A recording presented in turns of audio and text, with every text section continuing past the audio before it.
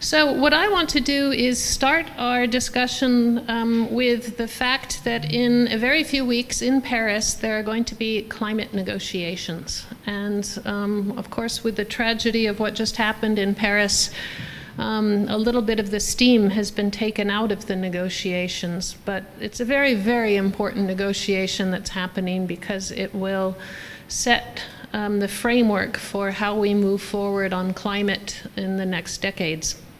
And I want to look at just two states in relationship to the climate negotiations. That's Japan and Germany, the sixth and seventh largest CO2 emitters, or the fifth and sixth if you realize that the European Union is there too. So it counts twice in a way if you're Germany.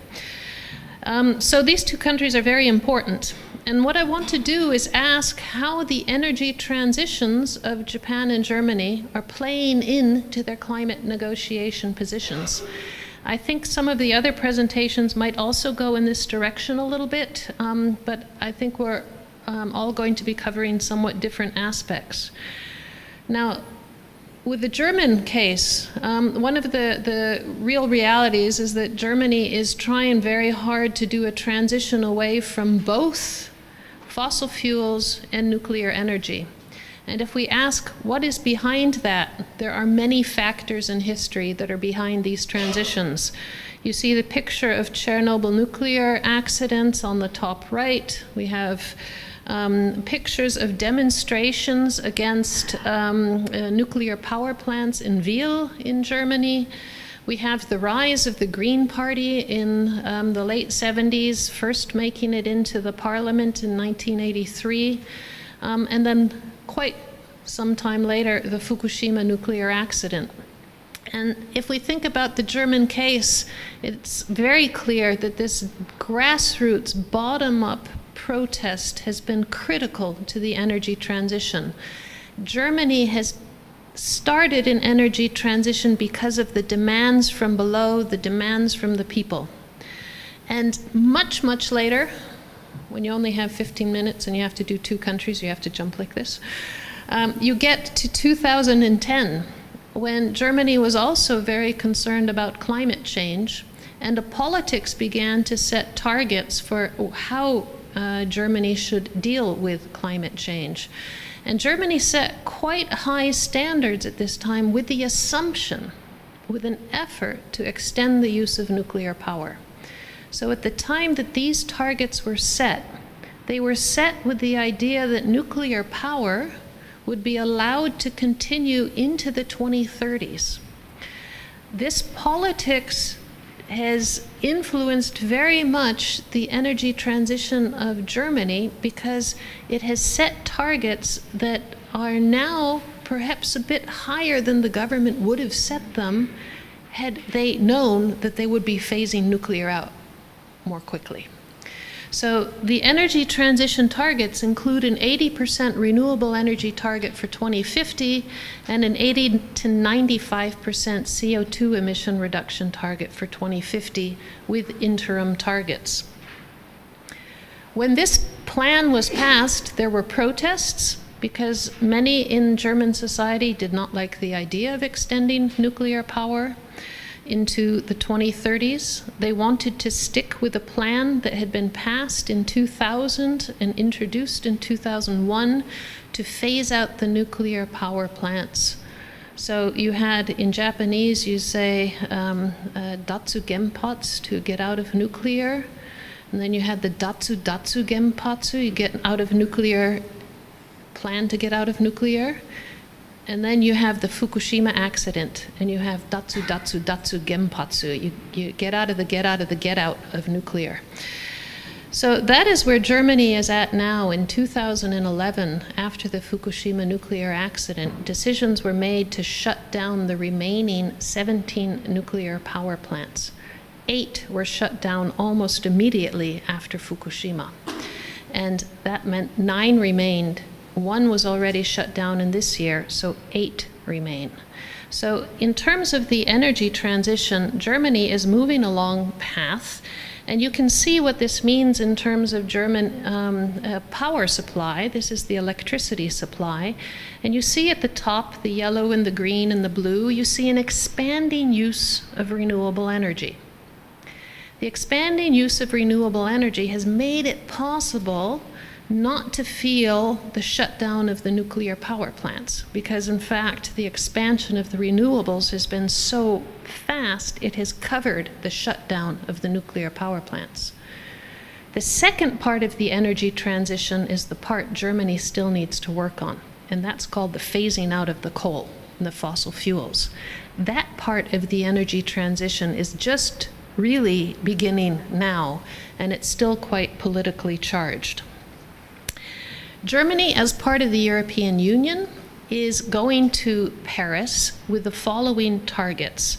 For 2030, the European Union as a whole is pledging to reduce its greenhouse gas emissions by 40% of 1990 levels by 2030. What does that mean? It means that basically a lot of the energy that we used to use out of fossil fuels in 1990 shouldn't be used by 2030. 27% renewable energy as a target and 27% energy efficiency. Germany's targets are higher than these European targets. Germany has a target of a 40% greenhouse gas emission reduction. So these targets are for Europe as a whole. Now, if we look at the Japanese case, and we think about Japan in relationship to energy and climate, we see a story that has similarities and differences. The similarities are in the energy dependence of Japan and Germany, which meant that in the 1970s, with the oil shocks, you began a politics of energy efficiency in Japan. You began a politics to try to become less dependent on imported oil, which is also what was behind the development of nuclear energy in Japan. You had a very strong growth in nuclear energy, and actually, if I had shown this graph, it would look rather similar for Germany into the early 1980s. Both countries were quite determined to have nuclear energy be a very major component of the energy structure. Top Runner program was another aspect of Japan's efforts to improve its energy efficiency. This is a program that basically promoted industrial energy efficiency targets and a focus on the best appliances. Japan became host to the climate negotiations in Kyoto. So back in 1997, Japan became the country that carried the name of the first international agreement to deal with climate change, and Japan set targets that were probably, if you compare, more challenging targets than Germany even set. The 6% reduction target of Japan was a very tough target given the energy efficiency that Japan had at the time. This plan, however, assumed that Japan would be expanding substantially their nuclear power. And if you think that in the following year in Germany, you got the Social Democratic Party, Green Party coalition that called for the phase out of nuclear energy, you start to see where the paths of the two countries diverge. That doesn't mean that Japan didn't do things with climate change. You had the Cool Biz campaign that was introduced by the Koizumi regime to basically say, let's dress for the weather so we don't need to use so much air conditioning. But what you really had were plans such as this. This is Shinzo Abe during his first term as prime minister, when he introduced the idea that, yes, Japan agrees of a global 50% CO2 emission reduction for 2050, and said Japan is going to do this with a Cool Earth program focused on things like new technologies and new nuclear capacities. So for Japan, dealing with climate change was also a way to promote technologies that Germany was phasing out. Hatoyama-san, as prime minister, built on this and created a target for 2020 of a 25% emission reduction for Japan by 2020 compared to 1990 levels. Again, a fairly substantial target. And then you had Fukushima. And this has changed Japan's climate policies altogether. The many, many protests that you had in Japan as a reaction, the concerns in the public about the safety of nuclear energy. Various plans were established to think about the future. Should Japan return to nuclear energy, yes or no? Should Japan go for a complete nuclear phase out? Should Japan keep a 15% mix for nuclear energy in the electricity mix? Should it keep 30% nuclear in the electricity mix? Pressure from outside as well as inside, and maybe the example of Germany, also started to lead to some changes in Japan post-Fukushima. The introduction of a feed-in tariff to support the growth of renewable energy. So we start to see some changes after Fukushima, but also some interest in maintaining a nuclear energy component in the electricity mix. So where does that leave Japan now? Japan had 54 nuclear power plants at the time of Fukushima. Germany had 17. That's a big difference in numbers, although it wasn't such a big difference in terms of the share of the electricity from nuclear. 26% in Japan, 23% in Germany. What we see is that Japan is now in a situation with 48 nuclear reactors still considered operable. 2 of them have been restarted. The other 46 are sitting there and waiting. And the question is, how many of them will restart? And that's an answer we do not have. What we do know is that Abe has, in the meantime, canceled Hatoyama's plan for the 25% CO2 emission reduction compared to 1990.